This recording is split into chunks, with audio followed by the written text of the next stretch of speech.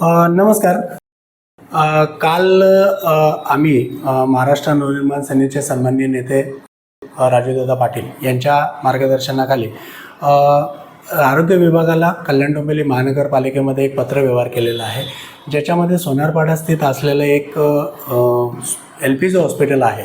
या LPG हॉस्पिटलमध्ये रवींद्र शेलार नामक जे रुग्ण होते, त्यांना सर्पदंशाच्या आजाराखातर त्या हॉस्पिटलमध्ये ॲडमिट केले होते.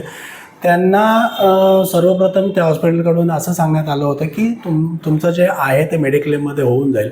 त्याच्यामध्ये मेडिक्लेममध्ये त्यांना रिअम्बर्समेंटचा ऑप्शन दिला, ज्याच्यामध्ये पहिले पैसे त्यांनी हॉस्पिटलला पेड केले आणि त्याच्यानंतर त्यांचं मेडिक्लेममधून ते पैसे रिकवर झाले.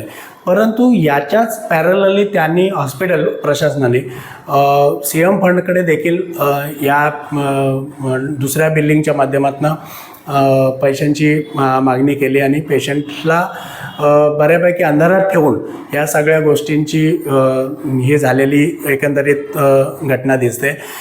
पेशंटनी त्याबद्दलची माहिती मिळताच पेशंटनी थोडंसं चौकशी केल्यानंतर कळालं की 70,000 रुपये CM फंडमधून हॉस्पिटलला हे वर्ग करण्यात आलेले होते.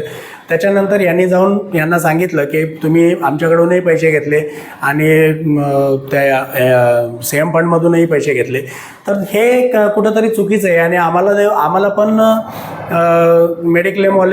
मेडिक्लेम कंपनी जे आहे त्या कंपनीकडून आम्हाला देखील विचारणा होते की नक्की आणि या सर्व गोष्टी आहेत, तर ह्या गोष्टी प्रॉपर होत आहेत. तर आम्हाला ते असं वाटतं की मेडिक्लेम होणार नाही आहे. तर मेडिक्लेम जर होणार नसेल तर तुम्हाला जर पैसे मिळाले तर आम्हाला आमचे पैसे परत करा. याच्यामध्ये बऱ्याचशा गोष्टीतून असं लक्षात त्यांच्या आलं की हॉस्पिटल प्रशासन कुठेही याच्या पाठीमागं त्यांना रिस्पॉन्स देत नाही आहे.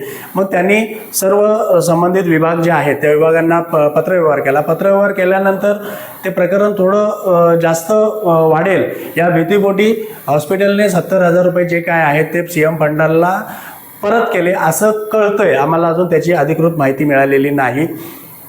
परंतु जरी त्यांना परत केलेले असले तरी पण हे डबल बिलिंग करून हॉस्पिटल मुख्यमंत्री सहाय्यता निधीमधून पैसे लाटण्याचा जो प्रकार केलेला आहे हा अत्यंत निंदनीय आहे. अत्यंत म्हणजे याच्यावरती गुन्हाच दाखल व्हायला पाहिजे.